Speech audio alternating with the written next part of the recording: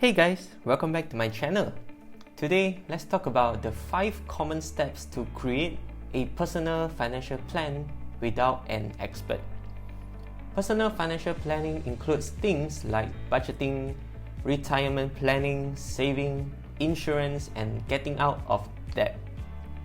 You do not need to be a financial planning expert to have a firm grasp on what each of these concepts means and how they impact you.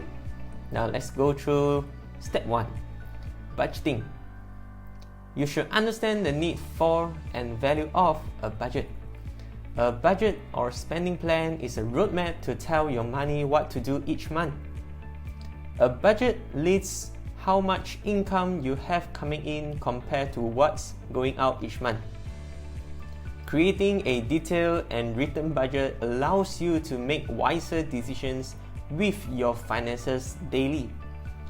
When you are faced with spending money on something, a budget requires you to stop and think about the purchase.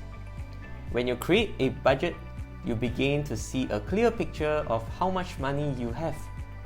You can identify your spending and how much is left over. Ideally, you will have a surplus left over, which you can use to save for retirement, build up your emergency fund, pay down debt, or apply to your other financial goals. The simplest way to create a budget is on a paper. But you can also use a budgeting spreadsheet, software, or budgeting app to get the job done. If it's your first time budgeting, consider testing out different approaches each month to find the best one that fits your needs and style. Step 2, cutting expenses. Now, after you have successfully created a basic budget, you have a much better understanding of where your money goes and where you can trim off the unnecessary expenses. For many people, this is as simple as cutting back on some of the little things that can add up. For others, it may mean taking a closer look at spending to make deeper cuts to create a wider gap between monthly inflows and outflows. For example, some of the smaller variable expenses you may consider eliminating include unnecessary subscription services or recurring memberships you don't use. Bigger cuts could result from refinancing your mortgage or temporarily wiping out an entire spending category, such as dining out. Why is reducing expenses important? 3 reasons. First, it can free up more money in your budget, so you are less inclined to rely on credit cards or loans to cover spending gaps. Second, if you have debt, adding extra money back into your budget can help you pay it off faster. And third, having extra money can help you boost your emergency fund or grow retirement savings. Step 3, getting out of debt. Even after creating a sound budget and cutting unnecessary expenses, you may still find yourself with lingering debt.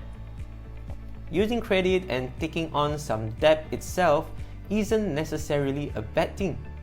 But when you cannot keep up with the payments or borrow more than you can afford to pay back, you could be in trouble.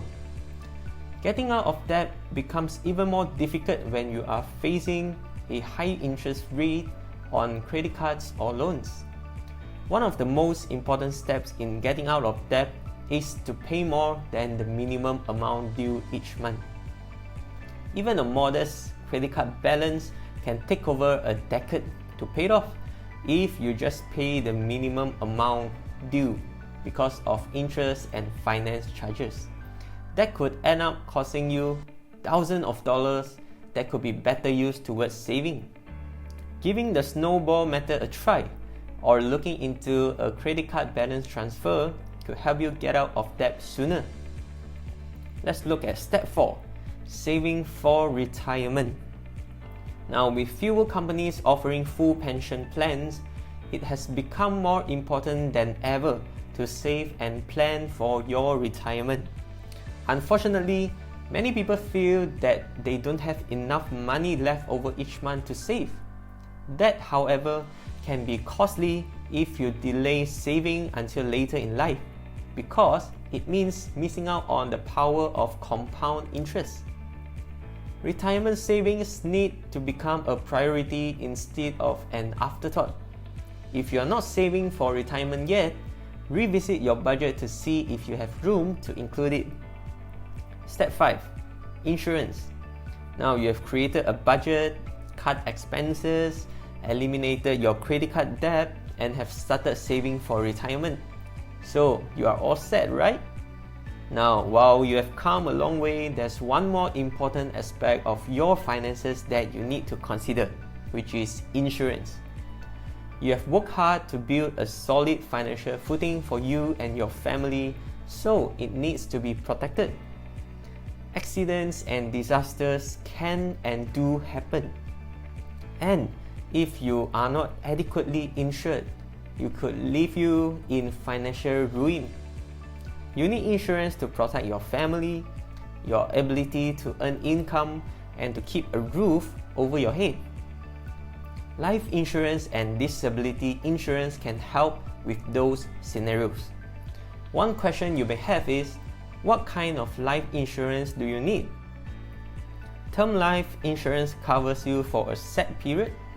Permanent life insurance covers you for life, with some policies offering the benefit of cash value accumulation.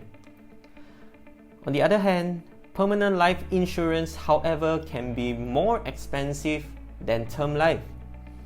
When choosing between the two, it's important to consider which one is the best fit for your needs and goals.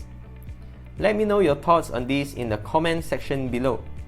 Don't forget to subscribe, hit that notification bell, give the video a like, and share it with your friends and family. Thank you very much for tuning in, and I'll see you in the next one.